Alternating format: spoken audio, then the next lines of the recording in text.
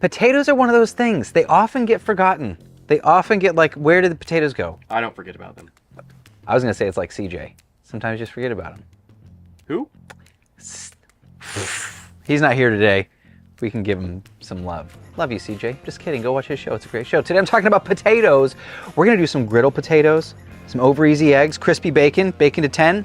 Talk about it. We'll talk about it. Let me show you how I like to do it.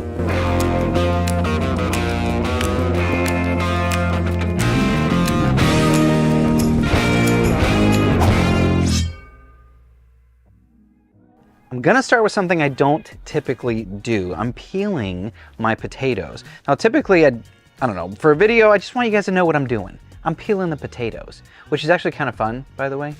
It's cathartic for me. Is it you guys? No? Sure. Sure, why not? But once they're peeled, we're gonna go to one of my favorite tools, the mandolin.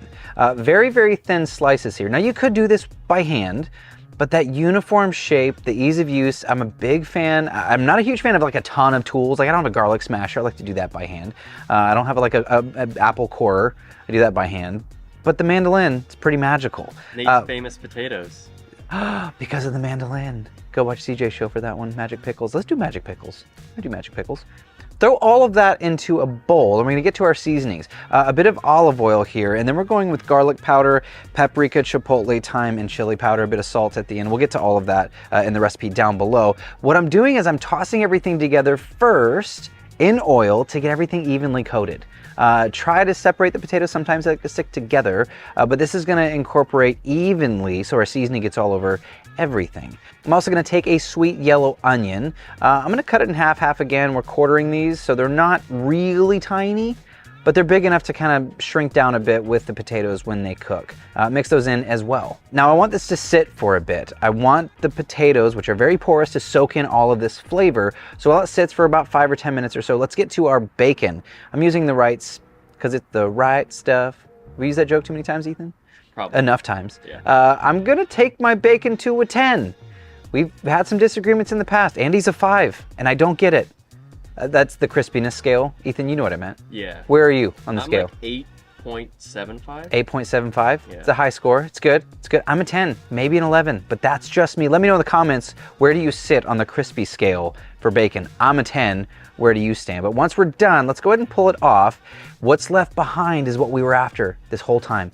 We're gonna cook our potatoes in that bacon fat. This doesn't take too long. I'm guessing 10 minutes or so, depending on how much you're doing, but that's the beauty of this dish. If you are throwing a family party or if you're cooking for a lot of people, this is a go-to like showstopper.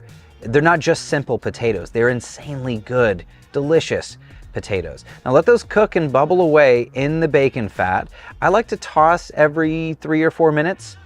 Let's toss like 3 times before we get to the next step, which is we do want to steam them just a touch. We don't want them mushy, we don't want mashed potatoes, but adding a bit of chicken stock and doming it gives us a chance for the potatoes to steam, finish cooking, and get that like delicate soft texture, which is what we're looking for. While we're at it, some of that bacon fat just hanging out around the back, bring some of that back over and let's crack a couple of eggs. I'm gonna go over easy, just salt. This isn't difficult, very, very simple. If you get a shell in there, you know what? Get rid of it. Don't worry about it. The last thing the potatoes need is a bit of fresh parsley. I like to chop this up, not crazy fine, but pretty tiny. Once we lift the lid, this is the last step. Give it a nice little toss, and then we're done. Once your eggs are done, it's time to plate. I'm gonna go kind of heavy. The potatoes are the star of the show. So I'm putting a decent amount of potatoes here. Some of that crispy bacon set to 10. Might go to 11. Spinal Tap, anyone? Bacon goes to 11. Wrong show. And it wasn't good. It was rough. Pretty bad. Yeah, you're pretty bad. Eggs on top, there you go. I mean, this is not a hard breakfast. It's not flashy, but it's fantastic. Let's take a bite. So I don't know if you can see, Andy, if I show you really close. It's still holding its shape, but one little bit of pressure and it's cutting, right? That's where we want to be. We're just before like that mashed potato consistency. I'm telling you, texture on a mandolin, when it gets even like that, it's just really, see how it folds over? It's a really delicate, beautiful potato. Now that seemed like a lot of seasonings, but in the end, it's worth it. We're elevating that potato. Eggs are simple. I'm a big fan of that sexy egg. If you don't like the heat, skip the chipotle. I do. A little touch of heat's nice. And This is how bacon should look, in my opinion, in my world. Ready? Chips. That's where I'm at. That's where bacon should be. I'm a 10. I'm interested to see in the comments. Where you at? A 5 like this weirdo? No way, a 5, really? Yeah. A 5 just like flops over. It's the best. I don't know about all that. Thank you all so much for hanging out. Let me know in the comments down below, what would you like to see in the future? If you have any questions, specific kinds of recipes you want to see, do you guys have any suggestions? You guys never comment on my videos.